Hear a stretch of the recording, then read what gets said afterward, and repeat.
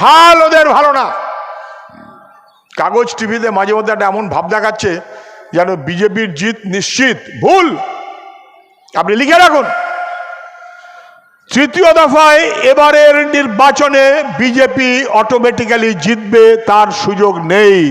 বিজেপির হাল খারাপ, সবচাইতে বেশি যিনি জানেন তার নাম নরেন্দ্র মোদী। সেই কারণেই রাম মন্দির করার পরেও শান্তি পাচ্ছেন না। এখন জলের মধ্যে ডুবে হাতে বাজনা করছেন, একটা পাথরের মূর্তিতে হাত লাগিয়ে যদি দুটো ভোট পাওয়া যায়। হাল খুব খারাপ। কি করে জিতবে বিজেপি সারা দেশে? যেখানে বিজেপির আসন বেশি, কোথায়? হিন্দি হার্টল্যান্ডে, হিন্দি এলাকায়, সেখানে বিজেপির আর বাড়ার সুযোগ নেই। বাড়বে কি করে? বরং কমবে। গুজরাটে বিজেপি 26-এ 26, 26 তো 28 হতে পারবে না, ওটা পারলে 22 হবে কি 20 হবে কি 18 হবে, নেমে যাবে। রাজস্থানে বিজেপি 25-এ 25, 25 তো আর 30 হবে না, 25 বছর নেমে 20 হবে। হরিয়ানাতে 10-এ 10, আর তো বাড়বে না। হিমাচলে 4-এ 4, আর তো বাড়বে না। দিল্লিতে 7-এ 7 বিজেপি গতবারের ভোটে, আমি একের পর এক নাম বলে যেতে পারি। বিহারে 40-এ 39, আর বাড়বে কোথা থেকে? ফলে যেখানে বিজেপি আছে সেখানে বিজেপি স্যাচুরেশনে চলে গেছে, আর বেশি জিতবার সুযোগ নেই। এবার হারবে এবং কমবে, জিতবে কোথায়? জেতার জায়গা নেই। দক্ষিণ ভারতে জিতবে না, পূর্ব ভারতে, ওদিকে আসাম, ওদিকে উড়িষ্যা, নতুন জেতার সুযোগ নেই। পশ্চিমবাংলায় 2 ছিল, হয়েছিল 18, আর এখন দিদি আর ভাইপো মোদিজির সঙ্গে রোজ আলাপ আলোচনা করে কটা সিট লেনা দেনা হবে। আমাকে পিসিকে আর ভাইপোকে ইডিতে যেন ডাকাডাকি না করে। অনুব্রতকে নিয়েছো নাও, পার্থকে নিয়েছো নাও, জ্যোতিপ্রিয়কে নিয়েছো নাও, শাহজাহানকে নিয়েছো নাও, পিসি ভাইপোকে বাঁচিয়ে রাখো, আমরা তোমাদের আরো কতগুলো সিট পৌঁছে দেব। এইরকম একটা অবস্থার মধ্যে এবারের নির্বাচনে তৃণমূলের কাছে বিজেপি এসে হাজির হয়েছে, বা বিজেপির কাছে তৃণমূল এসে হাজির হয়েছে। আপনি দেখেছেন তৃণমূলের প্রার্থী তালিকা? এবার দেখেছেন ওই যে প্রার্থী তালিকা ঘোষণা করেছে, অন্তত 5 জন বিজেপি, তার মধ্যে 2 জন বিজেপির সাংসদ এবার তৃণমূলের প্রার্থী, আর 3 জন এখন বিধানসভায় বিজেপির এমএলএ, কিন্তু প্রার্থী হচ্ছে তৃণমূলের। নরেন্দ্র মোদীর সম্মতি নিয়ে তৃণমূল কংগ্রেস প্রার্থী তৈরি করেছে বিজেপিকে সাহায্য করার জন্য। তৃণমূল বিজেপি এ দুটোকে আলাদা করে দেখার খুব একটা সুযোগ এই মুহূর্তে নেই।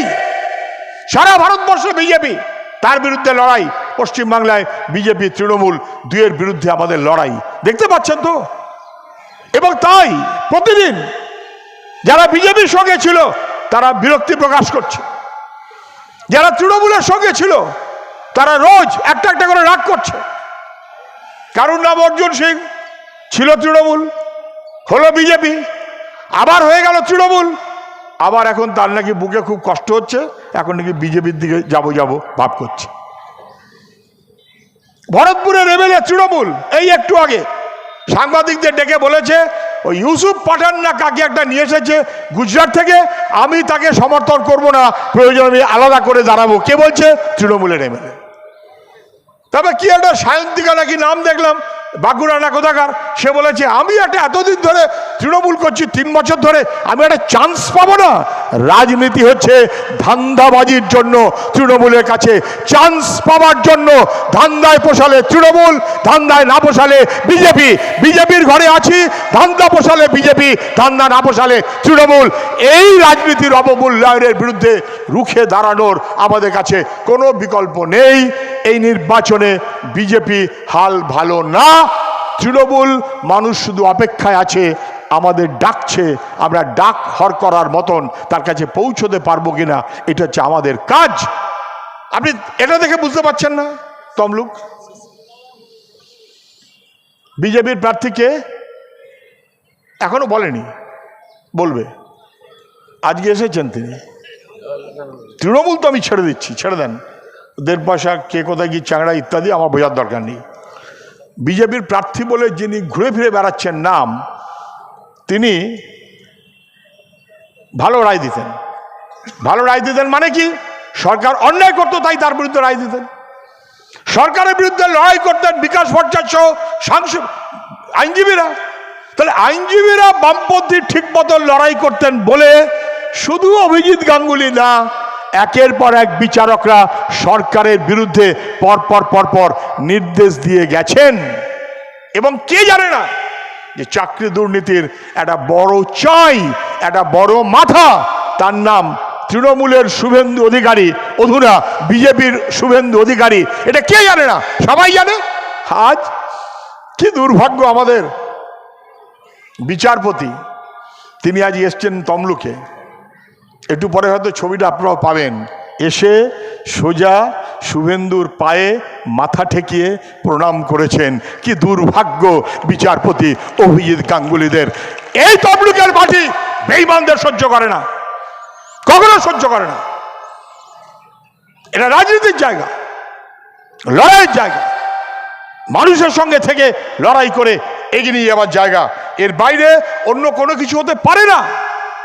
মানে কে বিজেপির প্রার্থী, কে তৃণমূলের প্রার্থী, ওর চাইতে অনেক বড় কথা হচ্ছে কে মানুষের নিজের মনের কথাটাকে সংগ্রামের রূপ দেবে, এবং সেই রূপ বামপন্থীরা ছাড়া অন্য কেউ যে দিতে পারে না, এটা না বোঝার মতো কোনো কারণ আমাদের নেই।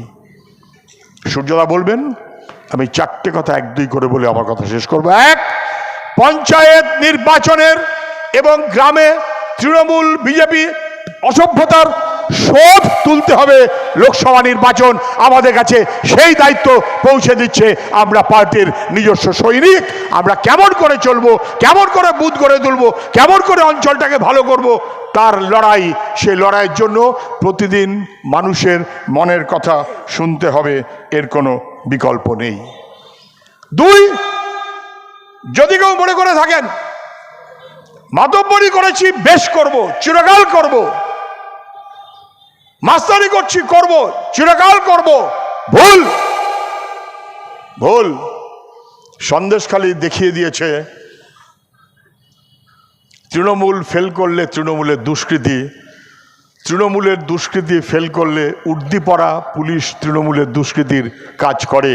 কিন্তু মানুষ দেখিয়ে দিয়েছে তৃণমূল হোক, দুষ্কৃতি হোক, বেআইনি জমি দখল করা হোক, জবরদস্তি করা হোক, পুলিশের চোখ রাঙানি থাকুক, একবার যদি মায়েরা বেরিয়ে পড়তে পারে, এক হাতে লাঠি আর এক হাতে ঝাঁটা, কোনো শক্তি নেই তাকে ঠেকিয়ে রাখবে। এরকম কোনো শক্তি নেই। সন্দেশখালী পশ্চিমবাংলা গ্রামে গ্রামে আছে, আমাদের কাছে নতুন চেহারা পৌঁছে দিয়েছে। কান খুলে শুনে রাখতে বলবেন।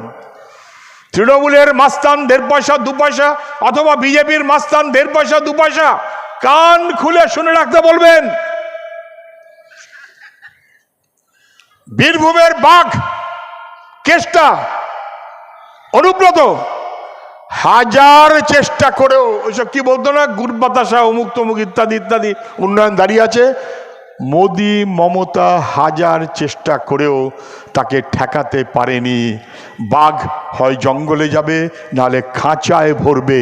আপাতত তিহারের খাঁচায় ভরে গেছে। ইয়া বড় শাহজাহান ডাকি নাম, 56 দিন ধরে পুলিশ খুঁজে পেল না। কিন্তু বাবারও বাবা আছে। পুলিশ যদি ঠেকিয়ে রাখতে চায় পারে না, যখন মানুষ ছাপিয়ে বেরিয়ে পড়ে, যা সন্দেশখালীতে বেরিয়ে পড়েছে, আর তার সঙ্গে সঙ্গে আইনের বিচারে যদি হাজির হওয়া যায়। সেই সন্দেশখালীর শাহজাহান রয়্যাল বেঙ্গল টাইগার, একজন মন্ত্রী বলে দিলেন স্বাধীনতা সংগ্রামী। Royal Bengal tiger, royal Bengal tiger এখন খাঁচায় ঢুকে সঙ্গী অপরাধীদের নাম পরপর করে বলছে। কালকে 3 জন জেলে জমা হয়ে গেছে, বাকি জমা হবার অপেক্ষায়। মানুষের লড়াইয়ের চাইতে শক্তিশালী আর কোনো কিছু হতে পারে না, এটা আমাদের কাছে স্পষ্ট। এই বার্তাটা আমাদের লোকের কাছে পৌঁছে দিতে হবে। মানুষ চায় ভরসা। তার বিপদে আমরা আছি তো? আমরা কি করছি? এই মিটিং আছে যাবি, ওটা বললে মানুষের ভরসা হয় না। এই কৃষক সভার মেম্বার করতে হবে, তোর বাড়িতে কটা লোক রে? 7 জন। এই রে টাকাটা দিয়ে দে। ওটা বললে মানুষের ভরসা যুক্ত হয় না। মানুষের ভরসা মানে মানুষের দায়ে বিদায়ে বিপদে আপদে তার লোক হয়ে আমি চলতে পারছি কিনা, মানুষের নাগরিক অধিকার তাকে রক্ষা করার ব্যবস্থা আমি করতে পারছি কিনা। আমি পার্টির নেতার মতো করে ঘুরছি, পার্টির কর্মী আমি, নাকি আমি পাড়ার ছেলে হিসেবে দুহাত দিয়ে গ্রামের মানুষকে আগলে রাখছি, তার উপর নির্ভর করে পার্টির মানুষ তাকে আমি ভরসা জোগাতে পারবো কিনা। এই ভরসা জোগানোটাই আমাদের কাজ, এর বাইরে অন্য কিছু হতে পারে না। এ লড়াই দেশ রক্ষার লড়াই, মানুষকে রক্ষার লড়াই, বাংলাকে রক্ষার লড়াই। আর আমরা এক একজন সৈনিক, আমরা এক একজন সৈনিক।